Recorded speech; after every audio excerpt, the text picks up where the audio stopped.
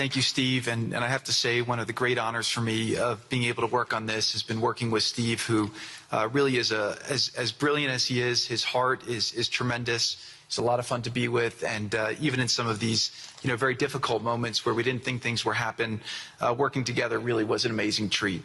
I'm going to go now today just through a couple quick slides just to show you the progress that's been made in the last couple months.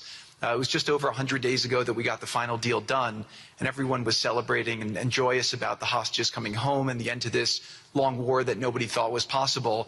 And Steve and I were panicking, saying, what do we do next? How do you implement peace? And as you guys know, peace is a different deal than a business deal because you're changing a mindset. And in Israel, there was 2 years of very intense war. For the people in Gaza, there was more than just 2 years of war. They had 20 years of hopelessness, being ruled by a terrorist organization.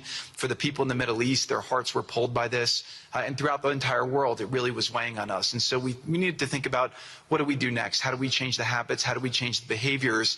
And we really got to work right away. And the team that Steve thanked, including the White House team and the team, the volunteers, it's really been an incredible effort, very entrepreneurial. And we really did it in the way. I've been working now with President Trump for 10 years on politics. And what continues to amaze me is that he always takes a first principles approach and says, what's the most optimal outcome? Aim for that. Whereas politicians are always focused on the downside or what could go wrong or how to make it a little bit better. He always says, aim for the best possible and, do your best to get there. And if everyone thinks it's impossible, that's even more reason why you should aim for it. And so really thank you for the leadership and the inspiration for doing this. And I think you'll see today we've achieved more than thought was possible. And our ambition is still to go for something, I think, better than most people think is possible as well. So let's see if these things work. They never usually work. Good. So quickly, I'll go through this 2-year war, 90,000 tons of munitions. There's over 60 million tons of rubble there, and tens of thousands of fatalities. Through the ceasefire, we were able to get to the 20-point plan, ceasefire, release of hostages. Getting the UN resolution passed was a huge, huge effort, really thanks to Mike Waltz and the whole team there. They did an incredible job. And we've then, with the help of the UN, we've worked very, very well with them. This is why you need a new organization like the Board of Peace to work with the UN. I want to thank Tom Fletcher. Did an incredible job of really getting it going. We've done historic humanitarian aid. Going forward, number one thing is going to be security. Obviously, we've been working very closely with the Israelis to figure out a way through de-escalation. And the next phase is working with Hamas on demilitarization, which I'll talk about in a second. But without security, nobody's going to make investments. Nobody's going to come, build there. We need investments in order to start giving jobs. We want to take these people. 85% of the aid of Gaza, 85% of the GDP of Gaza has been aid for a long time. That's not sustainable. It doesn't give these people dignity. It doesn't give them hope. And so we want to use free market economy principles. A lot of what President Trump spoke about that he's doing in America, we want to bring the same mindset, the same approach to a place like Gaza to give these people the ability to thrive and have a good life. Let's see. So on the aid, I mentioned the UN. So now people are talking about famine. 100% of the food needs are met, and that's been overabundance. The cost of goods have gone down tremendously. Over 55,000 trucks have gone in, and over 1.4 million pallets. And it's been the largest humanitarian effort done into a war zone that anyone's been able to tell us about. This really has been a great joint effort that everyone's been able to do, and so it's a great thing. We all just heard from Ali. We have been so impressed. Steve and I were speaking to him and the entire committee. Such bravery of these people to step up. And we've worked with the Palestinian Authority, who's been helping us as well. But this committee is the first time it's a technocratic, apolitical committee. I really want to thank the Arab partners for helping us select the right people to do this. And we just need to believe in them and support them. I put this up here. It's probably a little too small for me to read, but this is really important if you saw the mission statement. So Hamas's mission statement was, we need to destroy the state of Israel.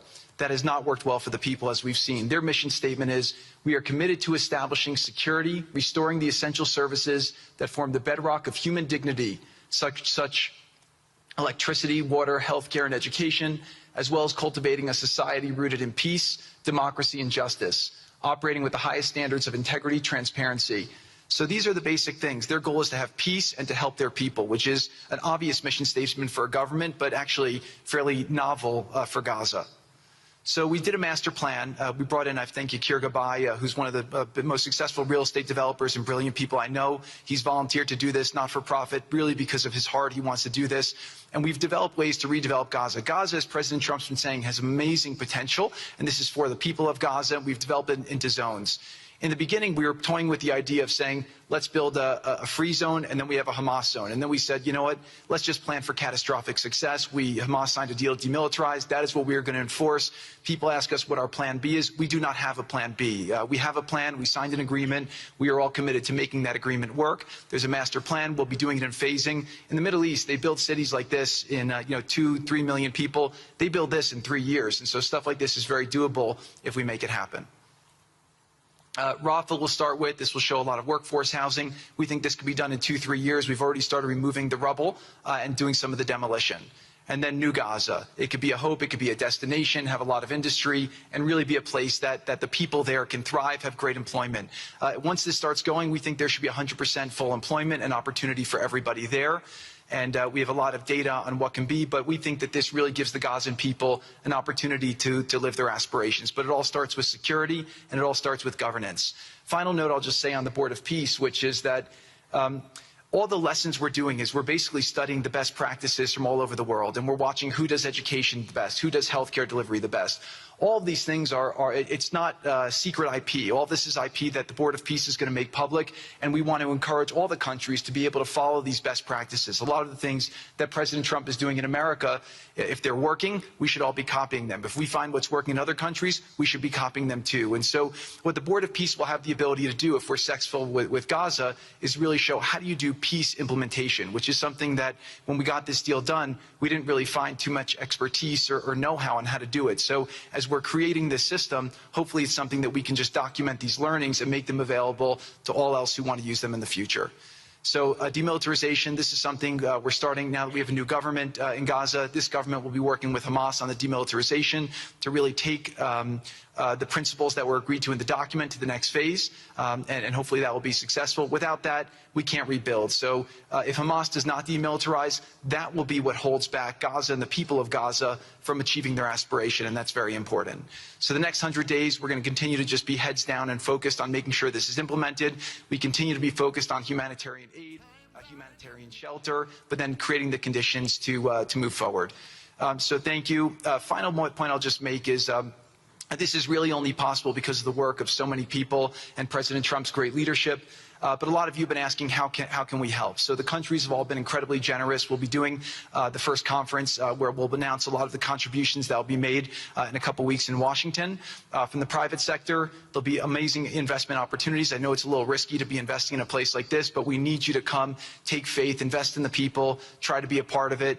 And then finally, I'll just talk to people on the media and on the social media, which is this deal only happened because we worked with Israel, we worked with Turkey, we worked with Qatar, we worked with Saudi, we worked with Egypt. I mean, everyone worked together. We worked with UAE. We all worked together to make this happen. I see a lot of people trying to escalate, criticizing Israel or Israelis criticizing Turkey or Qatar. Just calm down for 30 days. I think that the war's over. Let's do our best to try working together. Our goal here is peace between Israel and the Palestinian people. Everyone wants to live peacefully. Everyone wants to live with dignity. Let's put our efforts towards promoting those who are doing the work to build this up, like Ali and his committee. Let's focus on the positive stories, and let's just calm down, turn a new chapter, and if we believe that peace is possible, then peace really can be possible. So we're going to continue to work every day. We need all of your help to do it. And again, I just really want to thank President Trump for his leadership in doing this. This would not have been possible without your commitment to this. Everyone thought it was impossible to end this war. You never gave up. You never stopped. Every time there was a setback, you told us to try harder. You gave us different ideas. And we've made several impossible things happen just in Gaza to date, and there's no reason why we shouldn't be able to make even more impossible things happen. So really thank you for